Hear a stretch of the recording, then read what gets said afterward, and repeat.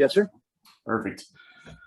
Well, hello, everyone, and good afternoon. Hopefully I can keep you awake after lunch. I appreciate you joining us today, and thanks for giving me the time to kind of fill you in on something that we felt is important. At KSA, we work at a lot of GA airports across the Southwest.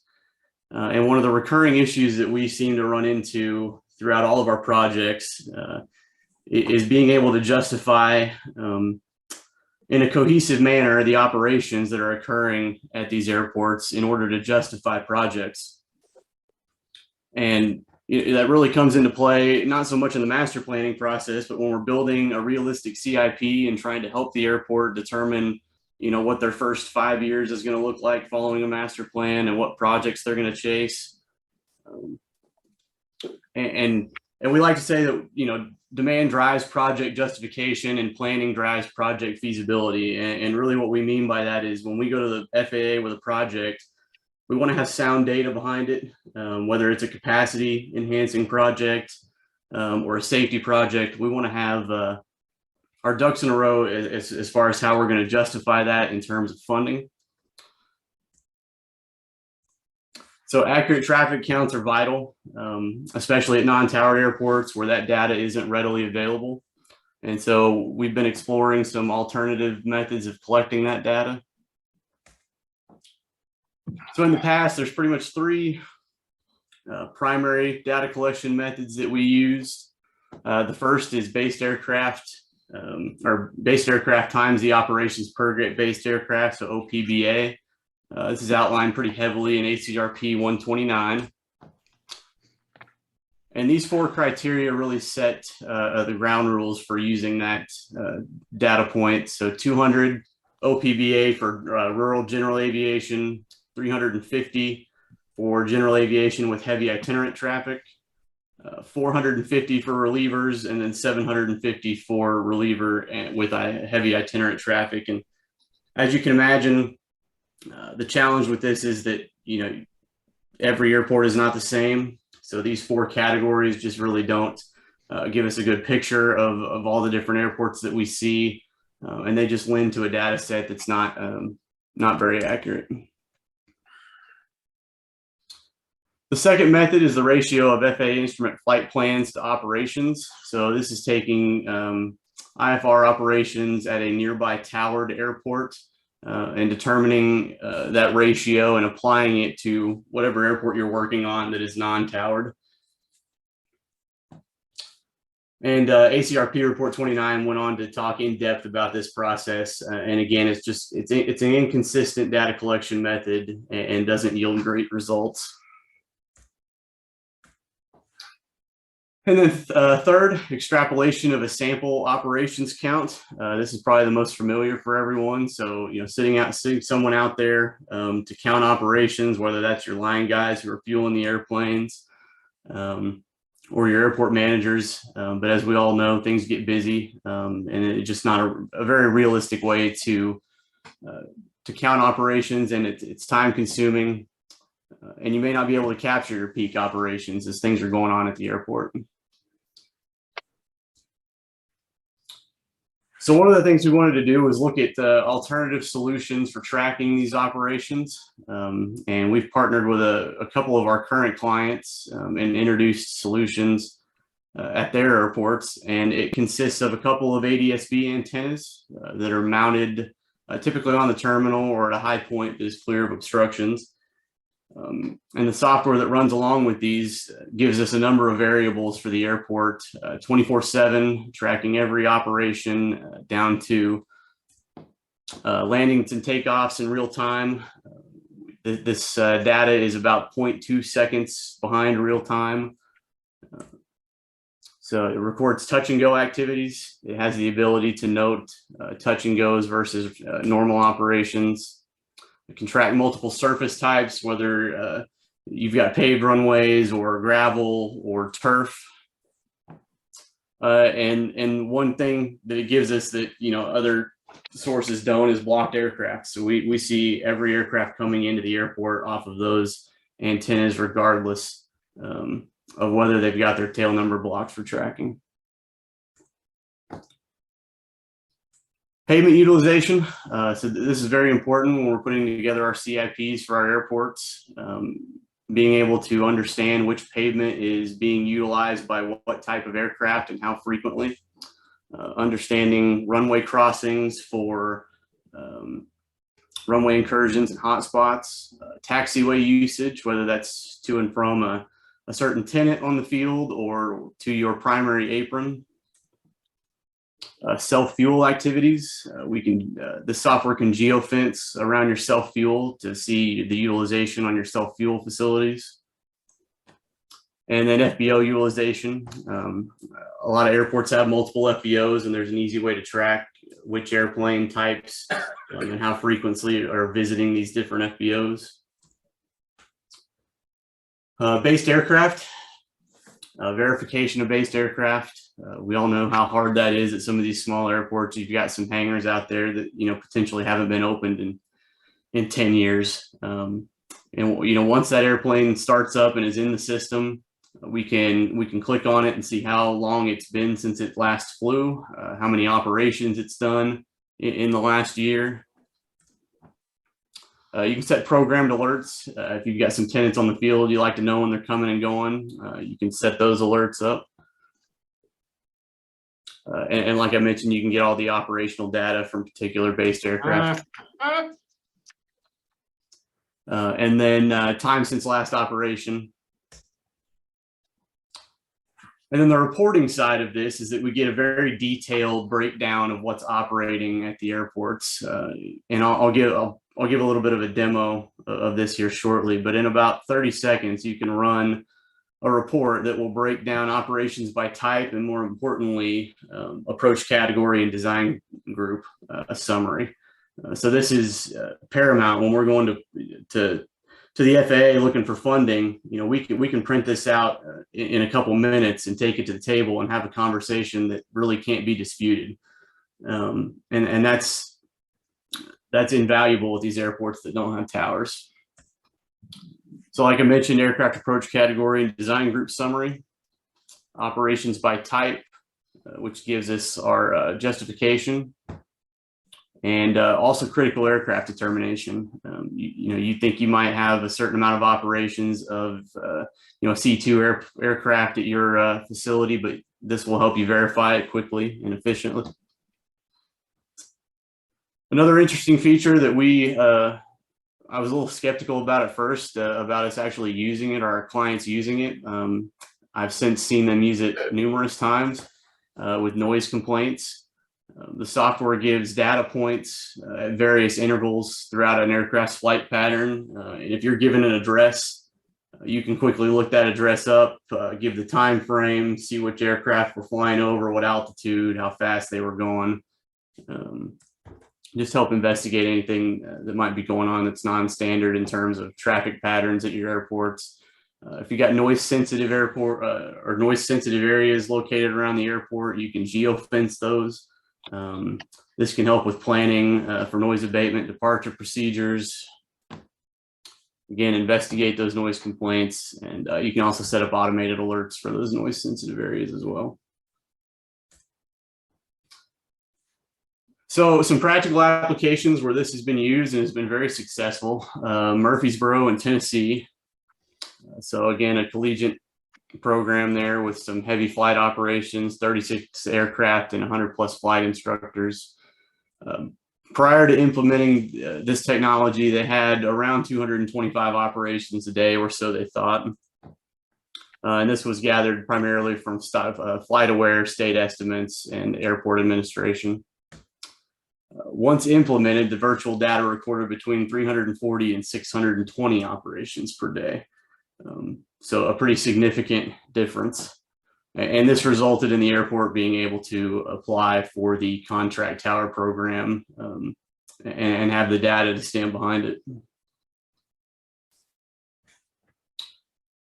Sacramento McClellan, a lot of the same stories. This is a privately owned public use facility, former military airfield with an extremely long runway for GA. And the FAA recently accepted the virtual data for contract tower consideration at this airport. And then Durant, Oklahoma, it's home of Southeastern's aviation program. They've got 23 aircraft and maintain a little over 200 students a semester. They've also got the Choctaw Nation and Resort about a half a mile away, and their flight department is located on the field. Virtual data assisted in the forecasting for the 2021 master plan update. And FAA has tentatively approved the use of this data to help update the TAF numbers for the airport. So going back to our traditional data collection methods, this is Durant. This is how the airport manager previously collected operations data, was by sending their consultant hundreds and hundreds of pictures each month as we're trying to justify projects. So you can imagine that this software has been a lifesaver for them and their staff there at the airport. And grant funding opportunities, there's several states that are implementing this into their grant programs and making this technology eligible for reimbursement and funding. Currently, Tennessee, Utah, North Carolina, and Indiana.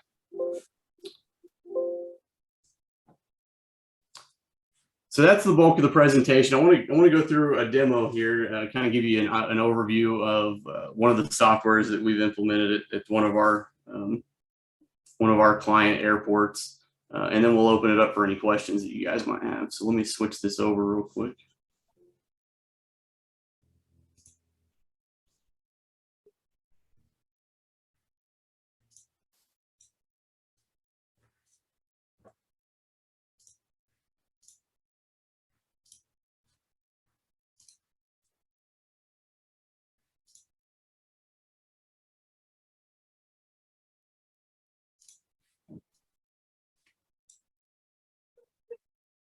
All right, everybody see that okay? Gary's that perfect. All right. So this is a live view of Durant currently. You can see an airplane is departing 17 right now.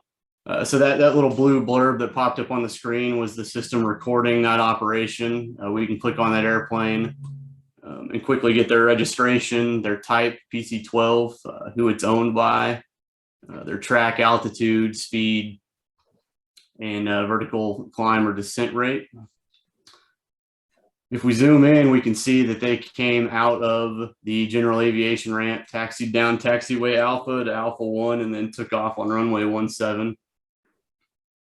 So pretty incredible to be able to see what pavement's being used by these airplanes.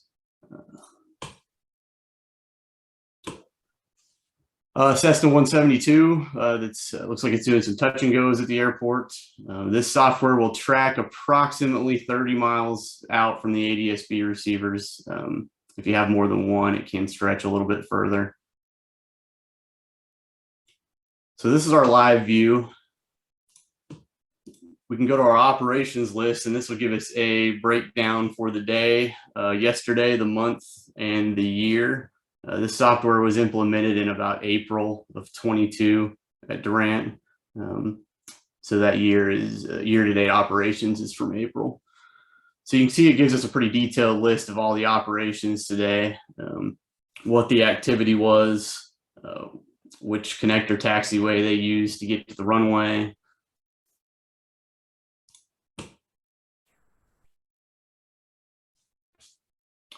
Arrivals and departures. We can view live arrival and departure data.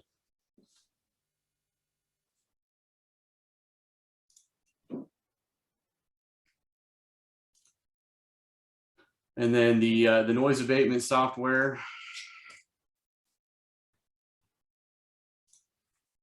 We can put in an address, put in a time, and run a report, and it takes a little bit, but it will sit there and will calculate every single flight pattern that has traversed over that point in the given time frame that you set up.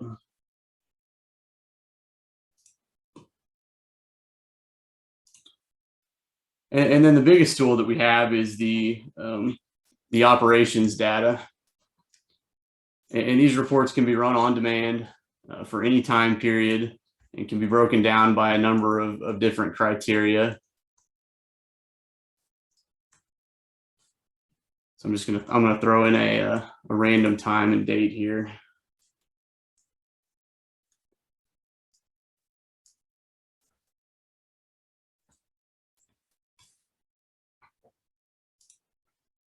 And you can sort these by registration if you're looking for a specific aircraft or an aircraft approach category, and get even more detail on a single report. There's 3 different reports available: a summary report, which is just a quick kind of 40,000 foot overview of what's going on, and then there's a more detailed that will print out every single operation during that time period. So at the top here, we can see the summary. This breaks it down: landings, takeoffs, and totals by type of aircraft. So business jet, helicopter, military, multi, single. And then below, we get into aircraft approach category and design group, breaking it down by those metrics. And then furthermore, by aircraft type, again in columns so that you can easily distinguish what's business jet and multi-engine.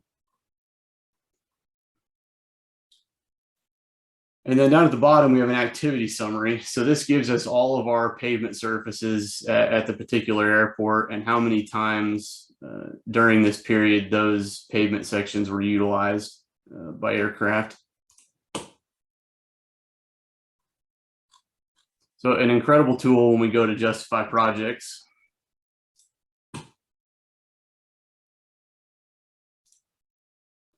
We can run a based aircraft report. Similar to what I mentioned earlier, this will give you time since they last operated. If you're going around renewing your leases and having conversations with people, this is an important tool to have. It really allows you to know what's operating on your airport and what's not. If we go back to the overview here, there's a filters page.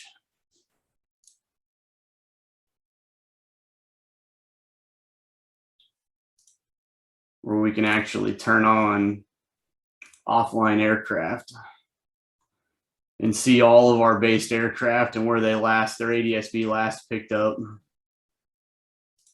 And we can turn on the tags and see all their tail numbers and click on those and get the same information you would as if the aircraft was being tracked while it was flying. So with that, I'd like to open it up with any questions, and feel free to ask away.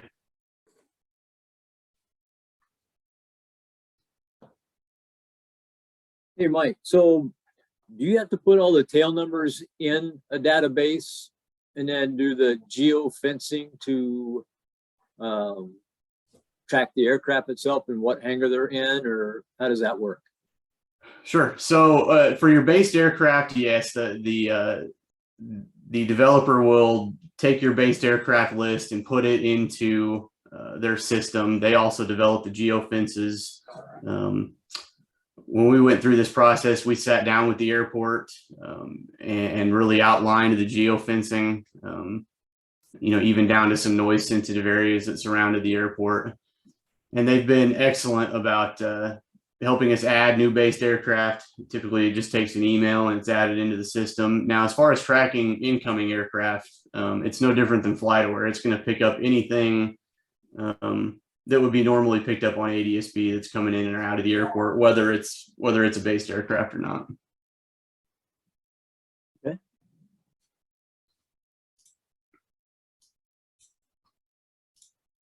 Good.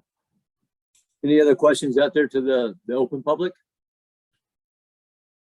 Hey, Michael, what about blocked aircraft? Does that show up? Because I know sometimes on like Flight Radar, FlightAware, that there will be aircraft that are blocked. How does it pick up those? So yes, blocked aircraft do show up. This is a direct ADSB receiver. So it's receiving that ADSB signal straight from the airplane. It's not going through a service like FlightAware. So that ability for tail numbers to be blocked is not in effect. And obviously there's logins for this. So the airport is the only one that's going to be seeing this information. This information is not available to the public. So that kind of helps with that as well. Cool. Good question. Hey, Mike, so you said it's about a 30-mile range. So I'm fortunate to have, well, fortunate or unfortunate to have two airports in my county, and they're about 25 miles apart. So my primary airport, if I have the receivers set up there, will I be able to see and get data from my other airport? Not at that distance, not below a certain altitude. You would have to have a second receiver at the other airport. Yeah, it's going to pick up aircraft in the air, but once they get down below a certain altitude, that far out, it's not going to pick them up. Okay. Hey, Michael, it's Jeff. Thanks, Jeff. Thanks for doing this for us. Appreciate it. Absolutely. You can geofence anything, right? If you want to set this up around your restaurant, Anything. around a self-serve fuel farm, around a ILS critical area where you've got people that keep busting into it or something weird like that, right? You can. Yep. Yeah, the geofencing is essentially unlimited. You can geofence whatever you want. And as long as it's labeled correctly in the system, it'll show in that report when it's ran. Okay. Good deal. Do you have a feel? I know you mentioned, I think there were 4 on that slide you showed about state state commissions that are looking at making this some kind of grant funding eligible or something like that. Is that starting to catch on? Do you feel? What's your sense of how that's playing out all over the country, especially this region? Sure. It is starting to catch on. We have had some conversations with TxDOT about it, just preliminary conversations, but it seems like more and more states are seeing the value. And it's a benefit to those folks as well. You know, they're not having to come back to us and ask for data numerous times. It's just it's a great technology all around. So we're seeing more and more states putting it into their funding programs. It's not an overly costly endeavor. A lot of the airports that we have kind of pitched this technology to, once they hear from the developers, they're typically surprised at how low the cost is, given the level of data that they're receiving. Okay. And Michael, what would the cost be that you mentioned? Is it a pretty broad spectrum depending on what values you want to see, or is it a pretty much standalone cost depending on the size of the airport? Yeah, it's a pretty standalone cost for GA airports. You know, the size of Durant, you're looking at approximately $6,000 a year for the technology, and in our experience, through a couple of different vendors, that's included them coming out, installing the ADS-B antennas and getting you up and running, sitting down with airport administration and setting up those geo fences, and really determining what on and around the airport is important to capture. So it's a pretty good value for the money, in our opinion.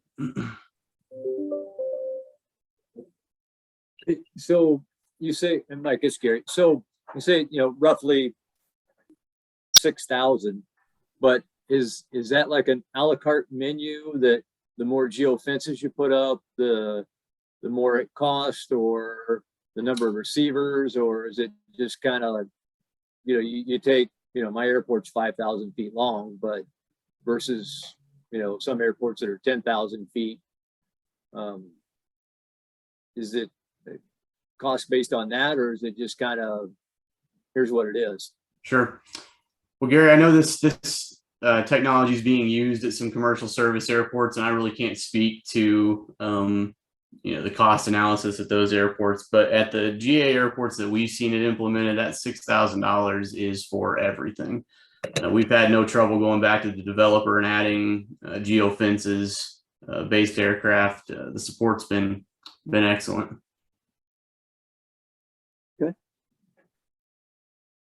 Hey, Michael, it's Jeff again. Have you seen it, or hypothetically, can you see a scenario just with your experience with this? Say that you've got 2 airports that a aircraft has a hangar at, and the 2 airports are hypothetically fighting for the credit for that based aircraft. Theoretically, you could look at this data and try and determine if 51% or more of the activity of that aircraft would be at your airport to argue that you ought to get the credit for it. Is that? Yeah, absolutely. I think that goes back to a little bit to Gary's question earlier. I think you would probably need to have antennas, probably at both airports, unless you had a way of knowing how many times it operated at another airport, whether that was flight aware data or. Which you could run a calendar report and say it spent 180 plus days at this airport. So correct. Right? Something like correct. that. Yep. Because there's lots of scenarios where pilots have multiple hangars at multiple airports, and DFA and their wonderful wisdom is not allowing us to take into account that the airport sees activity from that aircraft. All the airports do. So, well, I think that's where the pavement utilization comes into effect too. You can put geo fences on aprons in front of T hangars, so that you're tracking those aircraft the moment they pull out of their hangar all the way to the runway. So if you've got an operation from that aircraft and it shows them alpha to alpha 3 to the runway, that they came out of their T hangar and that they weren't just doing a touch and go or coming in for a day. So yeah, it's pretty easy to build that case, I would think. Cool. What's your experience with military? Do most of them have ADSB now? Are you seeing most of that? Surprisingly, and I can probably, let me zoom out here. There's probably some Texans playing around down by Wichita Falls. Yeah, so here's one here. It's a T-38. Another T-38. And I say 30 miles. That's what the developer tells us, but you can see how far out. I mean, we're into New Mexico and West Texas, so it's the little ADSB antennas are pretty incredible. Michael, Yep.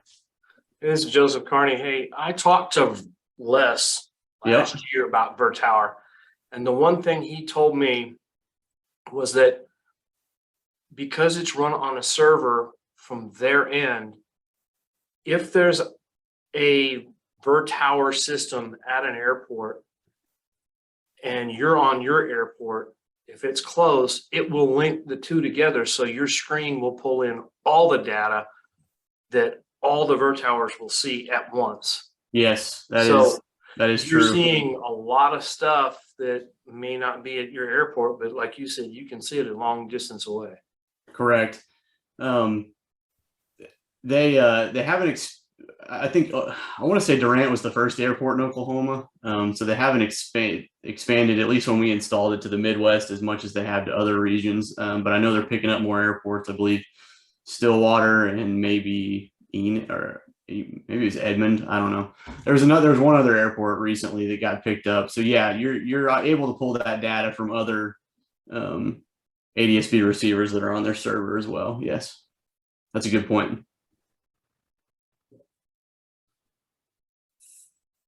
Are there other vendors out there besides Vertower? There are. We've used a couple other vendors. Really, the data is about the same. It's really in the delivery. Yeah. Hey, Mike, when you talk geo fencing, is that some physical piece of hardware on the ground, or is that just satellite-based imagery around, like you Google Earth and draw a line around it, or is there some physical piece of hardware on the ground? No physical. They use KMZs pulled out of Google Earth to build their geofencing, and that data goes into their server and gets tied to your airport. Okay. And that's what makes it so easy to update. You can email these guys with a request for a change. You install a new fuel QT pod or something. I mean, you can typically have something like that up and running in a couple hours with a simple email. It's all ADSB data information. Yep. Hey, Michael, this is Scott Gray over at Denton. It's got, Sorry, I got in late, so you may have covered this, but obviously primary use at non-towered airports. Have you seen it used at some GA airports with tower to satisfy operational levels by counting nighttime and providing that to the FAA? yeah, absolutely. And especially where, your tower is not 24 hours. And really, a lot of the airport administration and directors just want to be able to have that information at their fingertips without bugging their tower guys. So this is an easy way for them to be able to pull that data without going to the tower and interrupting what they're doing. And yeah, we've seen it used pretty widely at airports with towers. And just to follow up, and I may have missed it, I apologize. Anybody in the Metroplex? I think I saw somebody posted that Georgetown, south of us, is using it. Is there anybody else in the Metroplex that's using it? I did see Georgetown. I cannot speak to anybody else in the Metroplex. There very well could be, but I am not aware of it at this time. So the data that you're showing on the screen right now is being picked up from some receiver. Obviously, it's Correct. picking up quite a bit of stuff. Correct. But like it was mentioned earlier, that their receivers are all linked together. So if there's a receiver at an airport, it's going to help you string together that data. Sure. Okay, Scott, this is Joseph. Yeah. Hey, I used to be at Georgetown. In fact, I'm the one that started the process to get it at Georgetown. And that airport is a towered airport from 7 to 10, 7 a.m., 10 p.m. We got it so we could track after hours flights. And also, excuse me, the airport is landlocked and there's noise. I guess you could say the airport is a noise sensitive zone. The entire fence perimeter is noise sensitive. We've got houses all the way around it, or they have them. So that was the other reason to get it, was so we could track aircraft and reports of noise complaints. But yeah, it is a towered airport, and the tower guys were loving it because they could guarantee that their counts were going to be just as good. We had all the numbers to, like Michael said, we could force to get more money because we could actually show flights. Sure. I'm not sure I need any more. We're pretty busy these days. We're pushing 160,000 ops. So I don't need them, but it is a valuable piece of information that's always missing. Well, one thing you can do with the software is you can identify hotspots on your airport. Yep. So it doesn't just do the tracking, but it will also identify hotspots so that you can look at safety issues.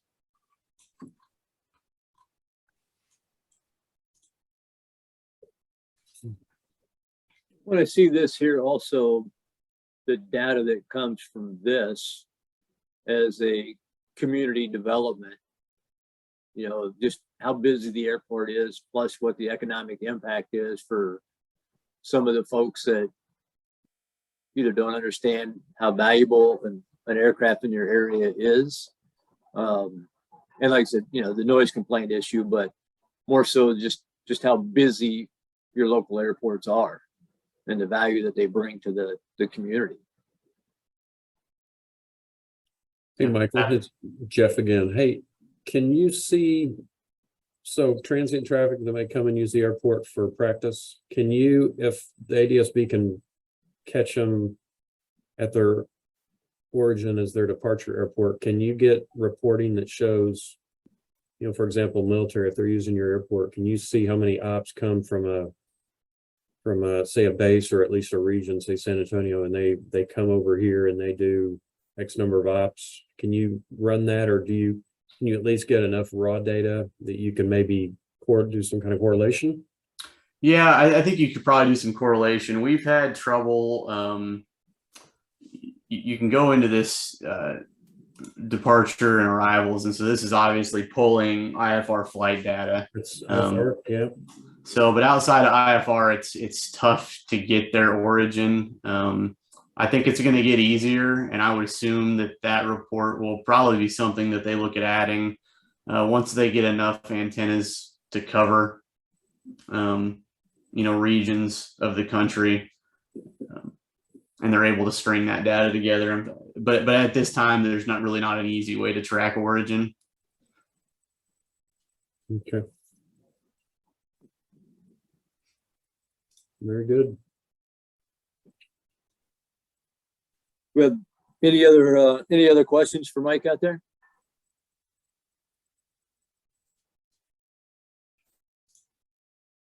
All right, hearing none. Hey, Mike, we want to thank you for the presentation. Excellent. It provided some good information and good data points that for non-towered airports. Like I have 2 of them down here, and Jeff, like I said, I have NAS Corpus and Kingsville right here, and I've got T6's King Airs, and they're, matter of fact, they're out here right now, just bouncing on the asphalt, and there's not really much. It counts as operations, but it doesn't do anything for our funding as far as taking care of our runways and stuff. Sure. But Mike, want to thank you for the presentation and the time and being with us today. And if anybody has any other questions, if not, Jeff, I'll turn it back over to you for last minute comments and updates for next month. Perfect. Yep. So just real quick, we're looking, save the date for October 26th. I've reached out to NATA and a couple other folks. We're going to try and do a session on the new unleaded fuel STC and that whole subject. My question or my thought is we'll listen to some about the approval process and some of those implications, but I'm really interested in the fuel itself, the FBO side, the airport side, ramifications of all that, and how it would work with tanks, with supply, those types of things. And so looks like that's going to come together. I don't know yet if the 26th will be the actual day, but that's the one that I've asked everybody to kind of aim for. So go ahead and put that on your calendar. It'll be the same kind of thing, about 2 o'clock in the afternoon. But we really hope to have a great session. That may even stretch a little bit past an hour. We may have more than one party that would like to give us some information. And I assume there'll be some great questions after that. So go ahead and put that on your calendar. As soon as we get that solidified, I'll get Logan to send that out in the email to the group.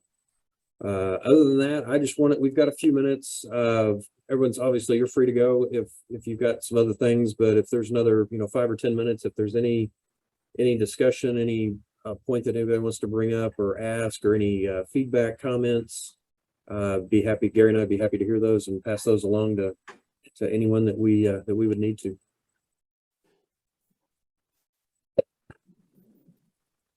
Everybody's world good these days.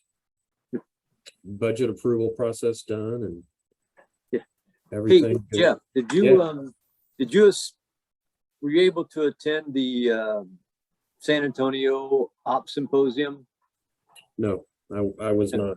I wasn't either. Anybody online that attended that and what they thought of it?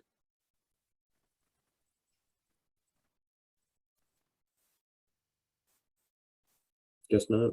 How about the GA conference in San Francisco? Gary, I think, were you able to go to that? Yes, it was. It was excellent, excellent conference. They were just shy of 100. Their goal is to get over 100 participants. They were just shy of that. It was a great venue. We met with the aviation director of SFO. Had some great insight. The agenda was super informative. It was just an overall great conference. We encourage more GA folks to attend that. More participants.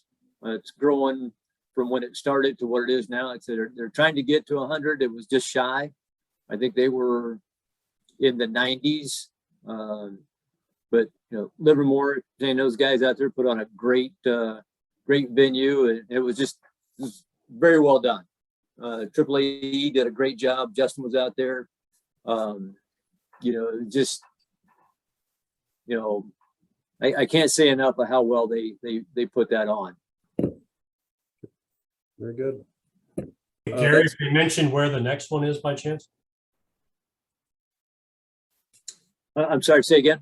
Did they mention when the next GA conference would be? I believe it's going to be in Seattle. Okay. Let's see. I believe. Yeah, I believe it's in Seattle, and that'll be out there, Boeing Field. And I don't remember the dates, but we looked that up. But I believe it was in Seattle. Appreciate it. Thanks. I haven't seen it posted yet. Just curious. Yeah, well, I don't know they have it posted yet. It was just like in mentioning. Let's see. I thought somebody from AAAE was on, and he may have stepped off, but yeah, I can confirm that and let you know. But I believe it was going to be, Boeing Field was going to be the host out there in Seattle. Very good. All right. I know NAC is coming up in Orlando here in a couple weeks. There's a General Aviation Roundtable there at that meeting. So if you're attending or if you're on the fence, and that's going to be a good day. That's on Tuesday after lunch. So I hope to see you guys there at that. Any other last minute questions? Any other things, subjects anybody wants to bring up? Happy to hear them. Okay. Just wanted to say thanks again. I know time's valuable. This was a great committee. I really enjoyed the participation and the attendance. Again, send some subjects if there's some things, issues, or topics, anything that you see that might be a benefit to the group.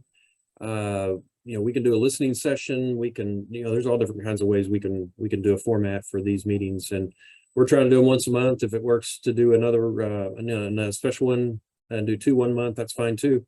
Whatever the committee would like to see and whatever would benefit. So with that, I'm going to leave it and say thanks again to everybody. I really appreciate the time.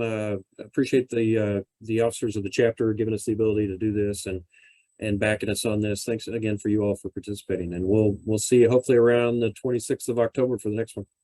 Thanks, everyone.